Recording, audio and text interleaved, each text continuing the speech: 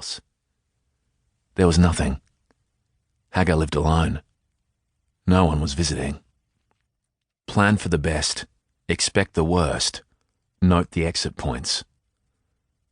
Then swiftly up the stairs, keeping to the edges where the treads were less likely to creak, until he was in Hagar's bedroom. Vast, lit softly by a bedside lamp. A king-size bed, a walk-in wardrobe, heavy curtains. A plain, thick carpet, an ensuite bathroom. Of interest to Wyatt, several cabinets and chests of drawers. Some would contain Hagar's clothing, others his famed collection of Kellyana, as the Sydney Morning Herald put it. A story that had been passed to Wyatt by a day-release prisoner named Sam Kramer. Most of Wyatt's recent jobs had been brokered by Kramer. A quick check under the pillow and mattress and inside the bedside cupboards. No gun, knife, taser, or alarm. Then he made sure the bathroom was empty and slipped into the walk-in robe. He waited. Hagar came up the stairs shortly after that, washed his hands, threw his gown on the chair beside the bed, climbed in and got settled. Turned out the light. 15 minutes later, the man's breathing settled to a slow, laboured rhythm. Wyatt edged into the room and waited, assessing the dark void between himself and the bed, ready to slip into and become absorbed by it. The handcuffs would stay in his pocket for now, the metal cushioned against any stray sound. He reached the bed and paused to let his eyes adjust. Hagar was faintly illuminated by the bedside clock.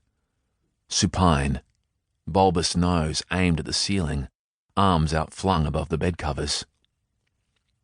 Wyatt had already noted the bedhead, a plain but usefully laddered arrangement of wooden slats and uprights. Now he clasped Hagar's right wrist gently, drew it across the soft, respiring chest, and manacled it to the bedpost behind the man's left shoulder.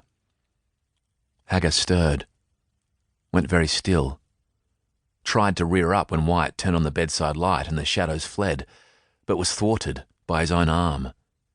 Discomfort, a twinge of pain that might be eased if he flipped onto his stomach. But then he'd have his back to whatever trouble he was in. He subsided.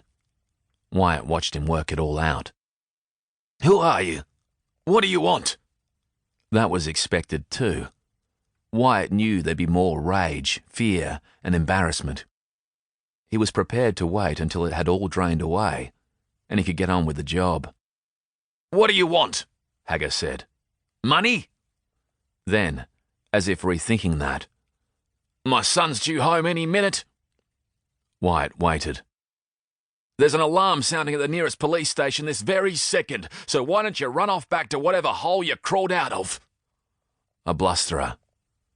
You didn't engage with them. It only worsened until they felt ridiculous. Then they'd go to some other extreme to counter that impression, and it would go on until someone got hurt. Wyatt waited. Hagar's heavy chest expanded for another outburst, and then it all went out of him. "Are you going to hurt me?" Wyatt shook his head. No point in giving the man a voice to remember. Hagar said, "The newspaper story?" Wyatt nodded. It was a common mistake of collectors, the newly rich, boasting in the lifestyle sections. Wyatt crossed to the first cabinet in the room. Underwear, socks, fresh and folded and, Wyatt was certain, ironed. "There's nothing here," Hagar said. "It's all in a safe deposit box in the bank."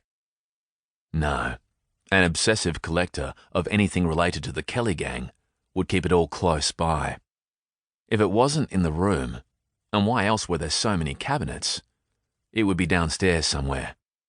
But this was where Hagar could grab the most valuable items if the place ever caught fire. "I mean it about the alarm." Wyatt shrugged. He'd entered the house before it was set. It would go off when he left, but that was okay. This was the only way Wyatt had to get past a modern alarm, though. In the past, he'd been able to disable most alarm systems, but technological advances had left him behind. These days...